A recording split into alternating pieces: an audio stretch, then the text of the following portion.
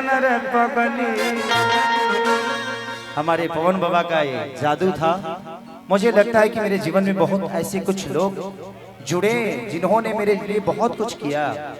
माननीय पवन पांडे जी, अखिलेश कश्यप जी, कृष्णा बेदर्दी से लेके महेश परदेसी तक हर वो आदमी का योगदान है। तभी शायद मैं तो एक बस छोटा सा ईंटा था, इन्होंने मुझे कब उस संगमरमर का पत्थर बना दिया। इनके योगदान और इनका प्यार में बस प्रयास है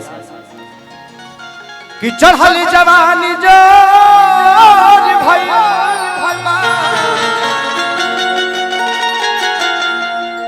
ए राजा देह कमजोर भैया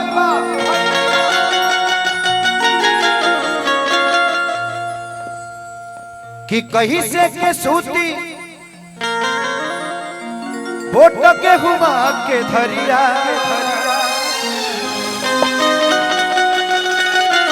कि तंग बड़ा करता पुरवा बेरिया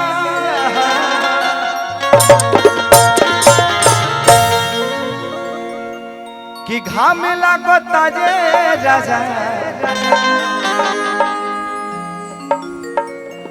तू लो हमारे को छुओ तो एक बार बता दो। अरे नाल के चाटी बढ़ाओ यार। बेटा बेटा पहले कार्यक्रम कर लेते हैं, उसके बाद हाँ पूरा पूरा फिल्म बना लेंगे आपके साथ। हाँ पूरा फिल्म बनाएंगे कि घाम लागता जे राजा। अरे घाम लागता कि तू तो बहरा में करे लगा कि तू तो अरे बहरा में करे लगा कि घाम लागता ये राजा घाम लागता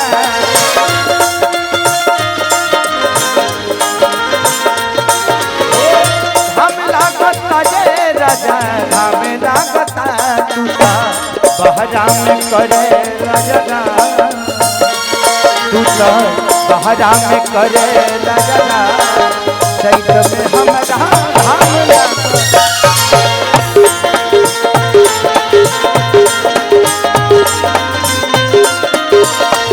तू तो बहरा में करे लगा चैत में हमरा घाम लागता।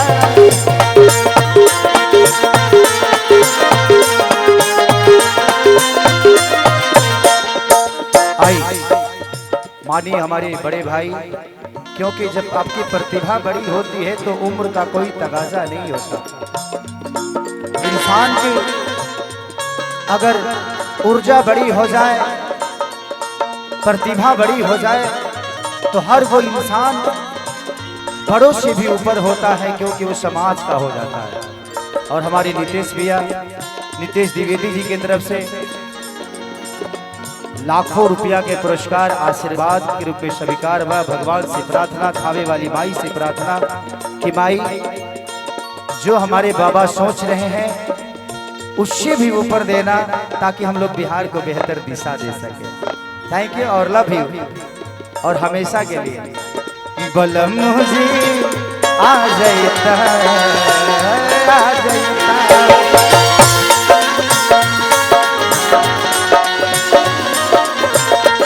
अपना लूमी से बेना डोला जाता, अपना लूमी से बेना डोला जाता, डोला जाता। बोला मुझे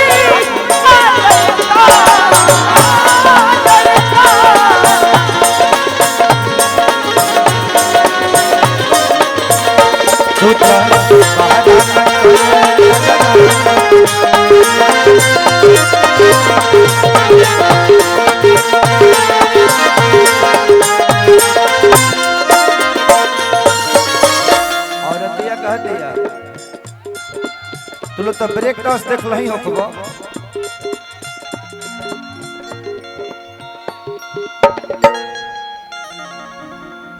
चलिए हमारे अखिलेश बाबा, हमारा बहुत ही प्यारा भाई मुकेश, जिनके आज शुभ तिलक में हम सब आए हैं, इनको अब प्यार करने, जो भी यहाँ बड़े बुजुर्ग हैं सब इनको आशीर्वाद देने, बंटी और मुकेश दोनों भाई के तरफ से बहुत सारा पुरस्कार, हजारों हजारों के पुरस्कार आपका है।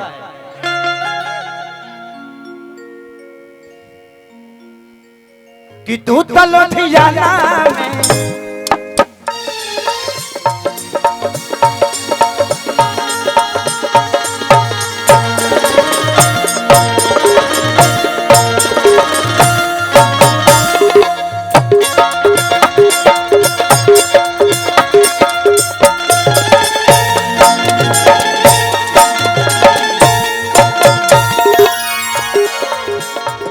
लुधियाना में करता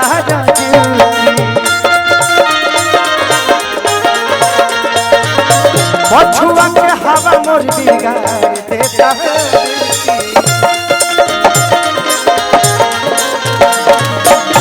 राजा। तू तो लुधियाना में करता पछुआ के हवा मोर बिगाड़ देता।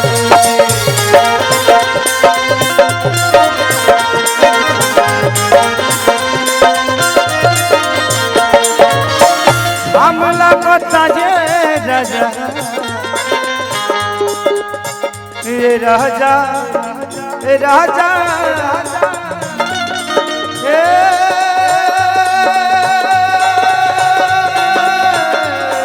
राजा हमला कोता जे राजा हमला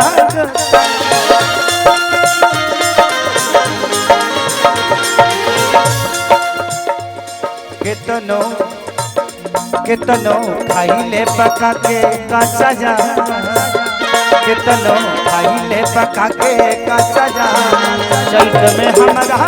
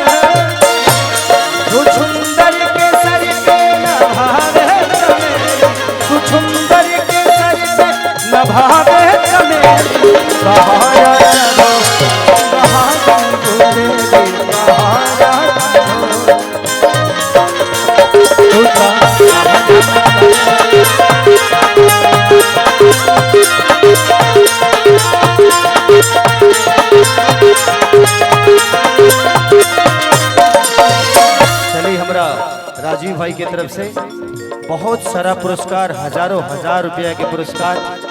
भगवान से ये प्रार्थना रही कि हम सब भाई राजीव यादव, देखिए मोहब्बत जात देखती ही नहीं। मैं खेसारी लाल यादव हो सकता हूँ,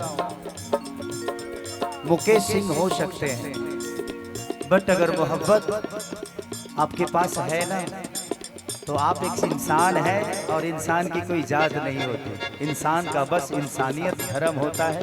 जितना आप निभा सकते हैं निभाइए और हमेशा से लोगों के प्यार में रहिए। मेरे पास तो यही है और इसी के सहारे जीता हूँ। और अतिया कहते यार तंग बड़ा करता पवन पूजारी,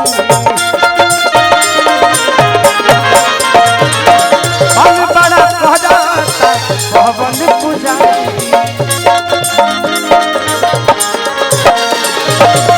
हरदम बनल रहे नितेश जी के यारी, हरदम बनल रहे नितेश जी के यारी।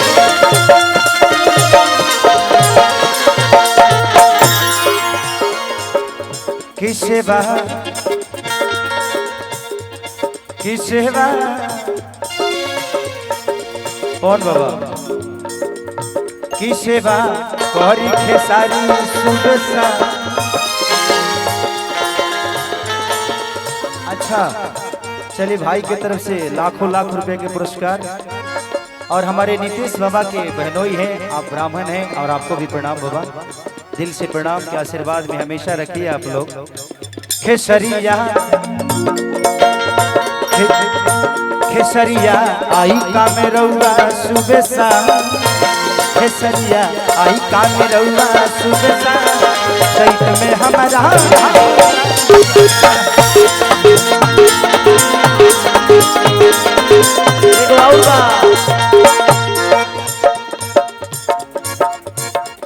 दिल ले गया परदेसी कोई रोना था, दिल ले गया परदेसी क्या होगा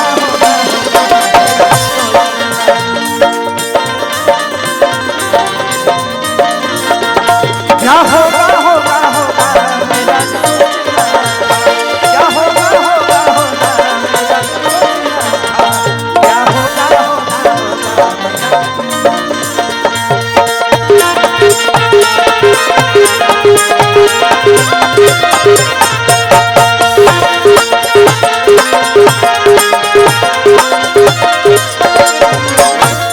लास्ट में कहती है जरता जमीन जैसे जरे राग कोयला के,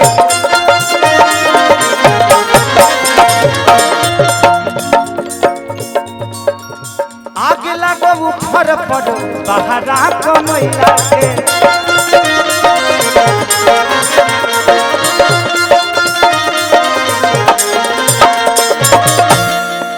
माने बनल वाला फूफा तुलो हटवा लो कि ना पीछे हमारे लोग हमारे के तंग करता। बताइए अखिलेश बाबा आप तो प्रतिष्ठित आदमी थे, इतना ही टाइप के छुछुनर टाइप के हरकत क्या कर रहे हैं?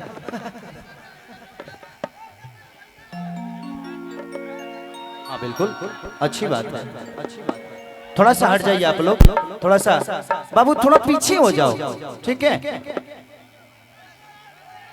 कि आगे लागो वो फर पड़ो बहरा कमैला के,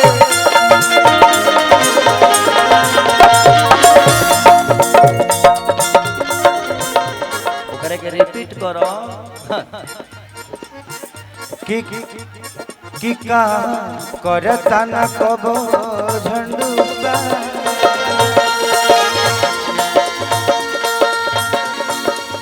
कि का करता न कबो झंडुआ। चलो का बाबू सैड सॉन्ग कि चैत में हमरा, कि चैत में हमरा